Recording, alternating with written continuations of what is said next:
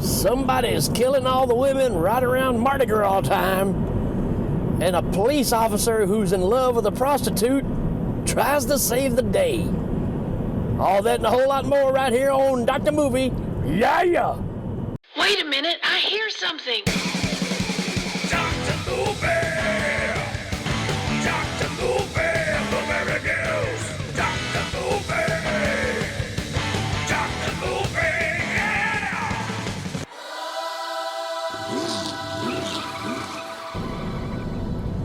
Hey everybody, what's going on? Welcome back to another episode of Dr. Movie, your favorite podcast on wheels. Or one of your favorite podcasts on... What the heck? Your favorite podcast. Period.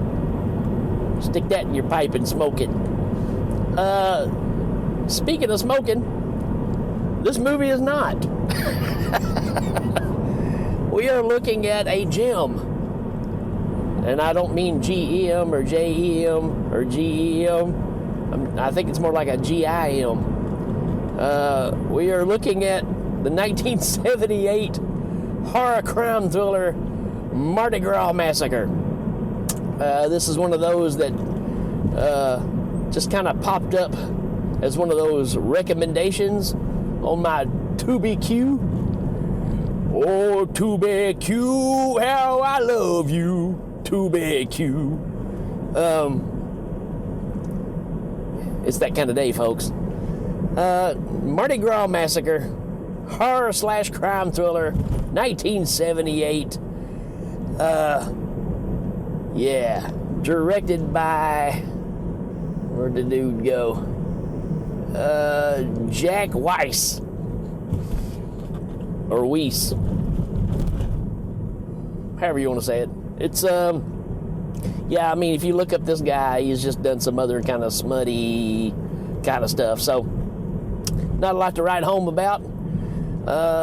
This thing got a 3.9 out of 10. And, you know, there's a mixed bag here in this one. And as far as the cast, there's really nobody to talk about. When you look up the cast, there's nobody's picture. It's just names. So that lets you know right there, it didn't go much further than this for those folks. So we're not going to even waste our time there. It's, hey, we got something different here. Instead of why to watch, it says, in a nutshell. This movie, in a nutshell, is unsettling, vulgar, and gory. Yeah, maybe. I'll go ahead and tell you the formula of this movie. Oh, it does say it was inspired by Blood Feast, which, you know, makes a lot of sense when you see the effects, because there's definitely a Herschel Gordon Lewis flair to it, if you know what I mean.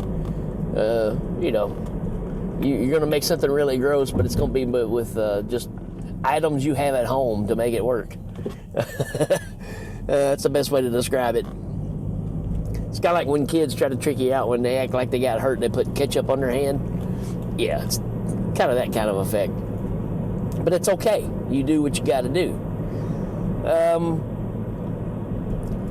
This movie feels like, here's the strange thing, because it's more of a cop drama than it is really anything else.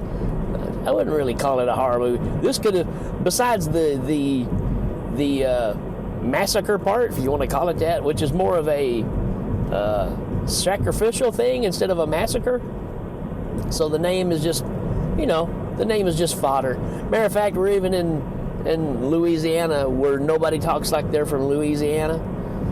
I mean, I'm not incredibly too far from there. And, you know, I know that people living there don't talk like they do living in New York, which is kind of how these people talk in this movie. I think you got one girl, possibly two people in this movie that actually speak with a southern accent. Everybody else is definitely not from New Orleans. I can just go ahead and say that. Nor do I think this was filmed in New Orleans, but I could be wrong. Who knows? I didn't really dig into it. Another beauty of this show Sometimes I dig, sometimes I don't. Matters what it is and if I'm curious or not. I'm not curious on this one. This feels like an episode of The Streets of San Francisco, which is an old TV series that came on, crime drama. Carl Malden, a very young Michael Douglas. It was a popular show. That's what this movie feels like. And then you got a few snippets of a Herschel Gordon Lewis movie stuck in it. That's basically what you got here. So 78, we're on the heels of Halloween. So this may be one of those first attempts to find any calendar date that we can tie a horror movie into. And so we get Mardi Gras Massacre. So this movie starts off, there's a bar, a gentleman walks into a bar, three-piece suit, nice dressed man, walks up to these two ladies of the night sitting at the bar who apparently work for the bartender. So, the bartender is making it happen on both ends, right? He's setting them up and knocking them down. He's, it's 1978. Those gas prices were through the roof. So, sometimes you gotta multitask to make ends meet. So not only am I a bartender, but I'm also a pimp. But the girls are there. This gentleman walks up, and he asks the lady, "Who's the most evil woman in here?" And it's funny. Here's their chance to make some money. But I guess the question just threw them, and they were like, or maybe they just thought, man, this guy's really wanting something weird, which they are right. They say, well, that's got to be Sheila, Shirley, Sandra, whatever her name is. So they point out a girl. So the gentleman walks up to her and greets her and says, "Hey, for how evil are you?" And she said, "Well, I'm pretty evil." And he says, "I'll give you $200." She's like, "Well, for that, I can be as evil as you want me to be." Something to that effect. And so that's kind of your setup. So instead of her pocketing the money, she takes the money and gives it to the bartender and says, "Hold on to this till I get back." Well, they go to his place, and she lays down on this table, strips off naked, and he's got a table laying there, and he lays her on it, and he straps her down, and then he says, "I'll be back in a minute." Now, she's butt naked, spread eagle, strapped down to this table, and the director, either they didn't want to waste any film, or this director has a problem with concept of time, because throughout this movie, when somebody says, "I'll be right back," or something like that, instantly, they're back. I mean, like, almost like supernatural, poof, there you are kind of stuff, right? So he poofs back up, and but he opens his curtain behind her, and he's wearing this like mask and a headdress, and he's got all these ritualistic things behind him, some kind of statue that he's worshiping, and she's gonna be a sacrifice. Now, let's get to the nitty-gritty of this. There's a scene where he's rubbing her down with oil. I guess it's part of the ritual. Who knows? Either that or he just, wants to grease her up. I don't know. But he's working on the mid-torso, right? So up to the cleavage. And when you first see this, there's a lot of skin in this movie, first thing. Because it has to be, right? It sure does. It kind of fooled me because somebody spent some time and made some body casts of all the actresses in this movie that end up in this situation. And from the look of it, because he's massaging, right? And he's massaging this prop. And it's pretty impressive. I'm like, oh, okay. Now, it looks good until he decides that he's going to do the ritual part, which he stabs one of the hands, because that's the evil hand they took the money for it with. He cuts both feet, which, not a big thing there to pull off. And then he like stabs him in the chest and cuts him open, pulls the heart out. When he cuts him in the chest, that's when you can really tell, you know, this is obviously a really bad kind of dummy, because there's no thickness to the body. It's just floppy, you know. So that's the giveaway there. Plus, also the second lady this happens to, when they set up the scene in the camera, they didn't get the full effect in screen, and it goes past the effect, and you can see just like from the belly button down, there's nothing there. So it's just like this cut off body laying there that he's doing this to. Just saying, you know, it's something you can see if you want to check this one out. Not that I'm recommending it. And this is kind of the problem with the movie, is this is what he's going to do every time. He does this 3 weeks in a row on the same day of the week, because it's all leading up to a big shebang to, you know, do the ultimate one and bring this evil spirit back to Earth. Who knows? It's one of those things, right? You know, we've seen the story before. This is 78, so this might be a new deal for the time. But it's just very redundant. You know, do we really need to see this happen to 2 other ladies? Well, I will say the third one, though, is pretty interesting, because it's just a young lady, and he brings her home, and she's hungry, so he orders Chinese food, and so he feeds her, and guy brings the food, he gives him a tip, he leaves, and then after she eats, he's like, okay, let's move on to what we're here for. He takes her back there in the room, and you know, she's a pretty girl, and she's like, oh, what do you want to do? He's like, oh, what do you do best? She says, I dance. So she strips off naked, and we get to see the first ever, to my knowledge, some nude ballet, and which is a foundation that is near and dear to my heart. We need to start funding more efficiently the Nude Ballet Institute. I'm going to assume in New York, because this is not New Orleans. So there's that. There's also another foundation we got to talk about, because the first girl, when she gets killed, the cops are investigating, and one of the cops is questioning one of the women that saw the guy for the first time. Can you recognize the guy? And she's like, nope. All I remember, he had this huge ring on.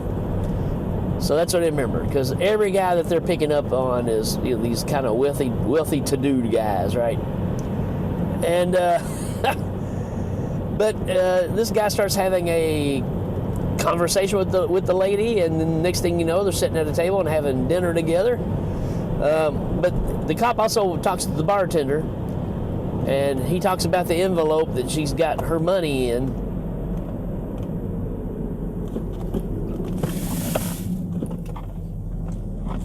And sorry, I had 2 deer just run out in front of me. Luckily, with my incredible vision, I saw them. Sorry about that, folks. We have, you know, he takes the envelope, the cop does, and just puts it in his pocket and just takes the money. Says it's evidence, but, you know, anywho. But he goes and has dinner with this woman, and chances are he used this money to pay for it. Well, they end up going back to her place. So the cop is now, you know, messing around with a prostitute, and they fall in love. Oh, it's so sweet. But then later on, she gets a phone call from the bartender saying, hey, that cop that you're messing around with, you're falling in love with, he stole that $200 that belonged to Sheila, Shirley, Samantha, whatever the first girl's name was. And she's like, you SOB, you took that money. We all had to scrounge together and get money together to have her buried because she didn't have insurance, which is another foundation I'm fond of that we have to support, which is the burial, the I don't know what's the term here, the Ladies of the Night Burial Institution. Because, you know, hookers need love too, especially at the end. So, anywho, give freely if you can. But this kind of turns into a deal breaker for their relationship, which is, I love the two cops in this too, because the other cop's always giving this one the hard time of, so you're dating her, huh? She's a hooker. Well, she doesn't know it, but, she got the raw end of the deal because you're the problem. It's like, man, this guy beats him up the entire time about how much of a crappy person he is. So anywho, this movie goes on. We're trying to figure it all out. And at the same time, on this last week, our killer needs 3 women to go to a room, and he's going to drug them, put them in the room, sacrifice them all, and that's going to bring the ultimate evil to the earth. That's that kind of scenario. He's no David Lopan by any means. And lo and behold, one of the women that signs up for it is the angry prostitute that has now split up with the cop because he took some money. Which, let's just face it, that's what she does for a living. But here we go. She's one of the ones that's going to be sacrificed, and now the cop is panicking because he can't find her, and he's trying to figure out the thing. And they're trying to crack the code, and it comes down to they realize that somehow they go to a Chinese restaurant and start asking questions and find out that the guy that delivered the food can recognize the place and the address. And how do you know? We said, well, the guy gave me a $10 tip. You kind of remember that. This is 1978. $10 tips, pretty freaking huge, right? And he does talk about the guy with the big ring, right? So there you go. There's your tie-in. And from there on, things get a little crazy. So the cops are on their way to try to stop the bad guy and save the women. And I'm going to leave it there because, you may want to watch this if you like low-budget horror police dramas. And you can kind of see how it goes from there. Pretty good ending, but you can tell that they are piggybacking off of what had happened with Halloween. So just going to leave that there. Yeah, I mean it's not good, but I've definitely seen worse. So you may want to check your chances on this one. That whole concept of the director not dealing with the concept of time happens many times. Matter of fact, the scene where the girls are getting drunk, that's got the stuff in it that's going to knock them out. It's like they take a sip, and then the next picture, bang, they're on the ground and they're all knocked out. It's not a fade in, it's not a dissolve, it's like an edit. Once they're sitting up, next scene, bam, they're on the ground unconscious. This guy, I'll give him credit, he does not waste any time on the screen. So it does have that going for it. So if you're a fan of maybe the Herschel Gordon Lewis kind of stuff, maybe check this one out. I don't really recommend it, but that's my take on it. And out of a 1 to 5, I'm going to give this a 2. That's kind of where I stand on it. All right, folks, that's it for this one. Hope you enjoyed it. Let me know what you think about this one, and we will catch you later.